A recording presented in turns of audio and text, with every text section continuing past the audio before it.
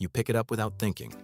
1 second you are sitting still, and the next, your hand is already moving, already reaching, already unlocking the screen before your brain has even formed a thought. You didn't decide to check your phone. Your body just did it. And that should bother you more than it does, because this isn't a habit.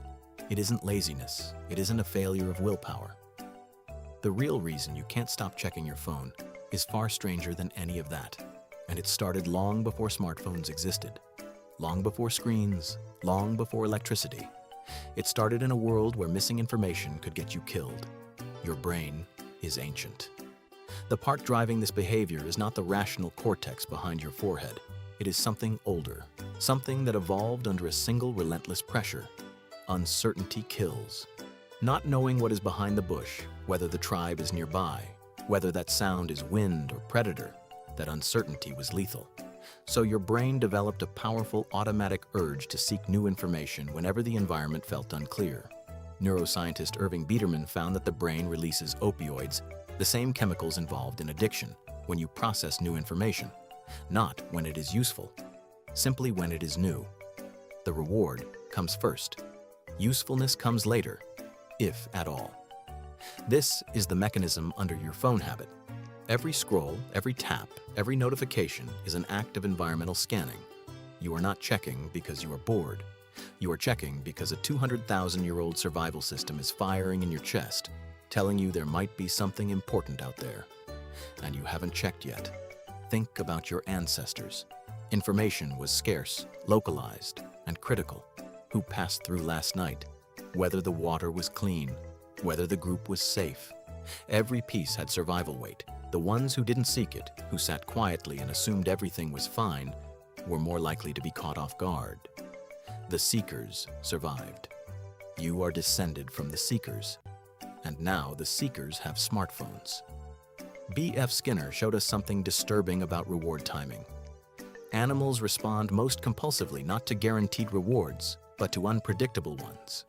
A lever that sometimes delivers food randomly gets pressed obsessively. Uncertainty is the engine. Your phone is a variable reward machine. Sometimes nothing. Sometimes a message from someone you love. Sometimes something outrageous or funny. You never know which pull delivers. So you pull constantly, not because you're weak, because you're wired exactly as evolution intended. Psychiatrist Anna Lemke describes smartphones as slot machines in your pocket. Dopamine does not respond to pleasure. It responds to the anticipation of possible pleasure, the moment before the screen lights up. That is when dopamine surges. Not after, before. The reward you are chasing is not the content. It is the act of checking itself.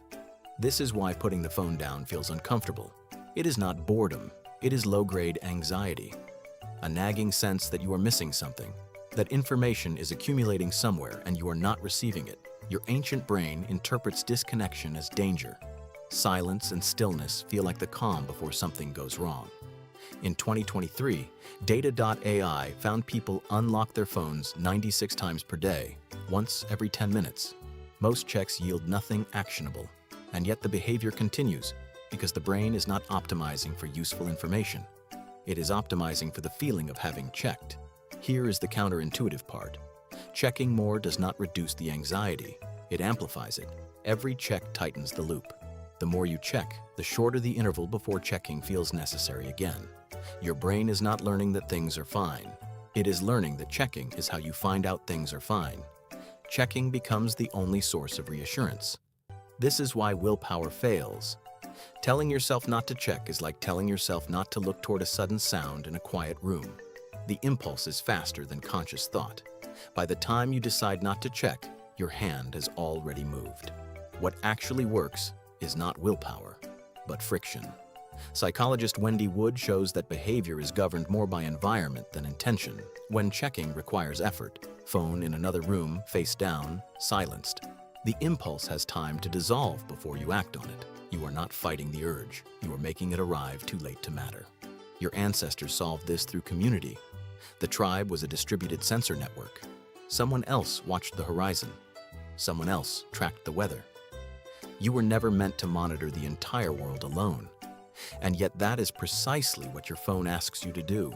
Every feed, every platform, every notification tells your ancient brain, the world is changing constantly, and you are responsible for monitoring all of it. That is not a feature.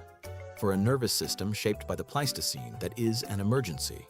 So tonight, when the pull comes again, when your hand moves before your mind catches up, you will know what it is. It is not weakness.